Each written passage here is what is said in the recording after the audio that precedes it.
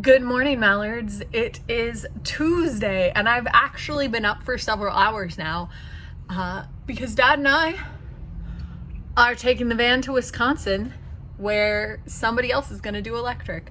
So I'm here, Dad's over there, and let's get back on the road. So did I film while we were in there? No, not at all, because I was distracted talking about things and looking at things and whatever. But we just visited Nowhere Vans in Elkhorn, Wisconsin. They're going to do the electric install on my van, working with a guy named Mike. He's great. Dad likes him too. And we went through everything that I'd mapped out. He asked a lot of questions and then more questions.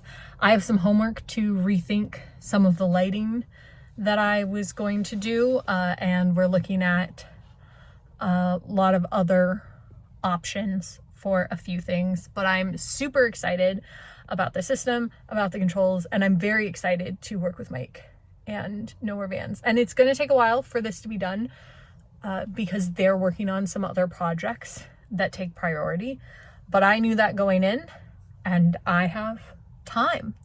That's the beauty of having amazing parents, is that I can spend some time at home and get things done.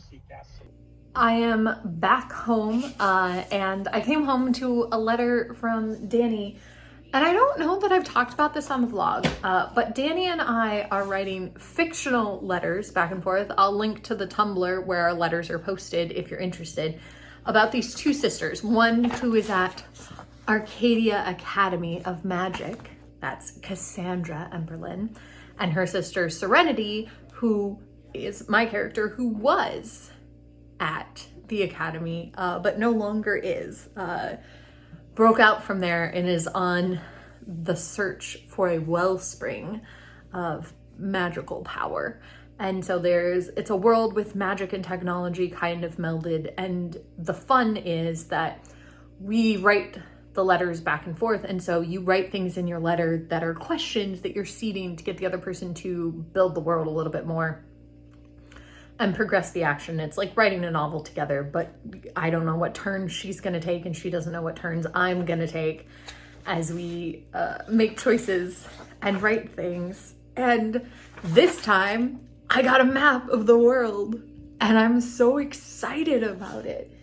It looks so cool. It has places that I have mentioned, like the Never Forest, but it also has just a bunch of other awesome forests and hills and mountains and desert area and just like so many cool places to explore. And I'm excited to be able to use this awesome map to go to different places and really expand the world. And I think it's just so neat. Anyway, it's been super fun creating this with Danny.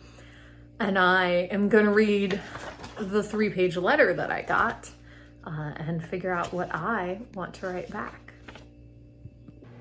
Now we are getting ready to watch the vice presidential debates, which I'm more excited for than I was for the presidential debate, because the presidential debate I knew would just be a disaster from start to finish. But also I feel like the difference between Donald Trump and JD Vance is that Donald Trump has like Darth Vader energy in that he might actually be dangerous, whereas JD Vance very much gives off Kylo Ren. I'm just a small child throwing a tantrum. And Tim Walz gives off I'm everybody's favorite dad energy. So I feel like the two of them are an interesting dynamic. The vice presidential debate is over, and I did enjoy that much more than the presidential debate. It's not that I didn't enjoy the presidential debate.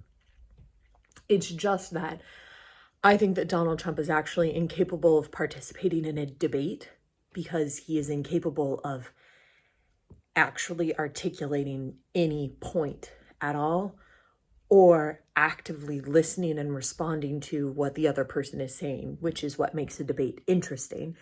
And because he's incapable of that, it makes it difficult for Harris to debate him because he has spouted a bunch of non sequitur nonsense instead of an answer to the question, which makes it hard to debate back. Because if somebody is like, okay, so your debate topic is We want you to discuss the positives and negatives of the housing crisis. And Kamala Harris discusses issues with the housing crisis, and Donald Trump says, well, actually, I firmly believe that the sky is green and people have just been telling you it's blue your whole life and that's why you believe it. Like, how do you debate back to that?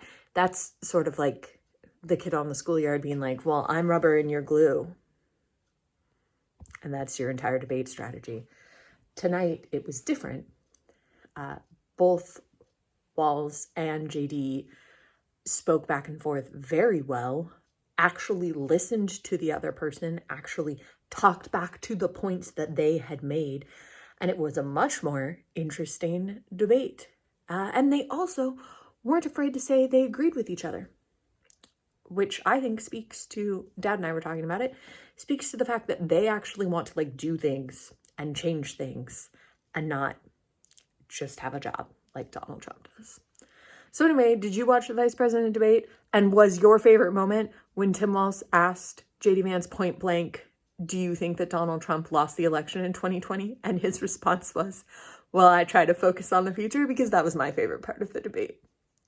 What an absolutely top tier non-answer to that question. But let me know what you liked, and I will see you tomorrow.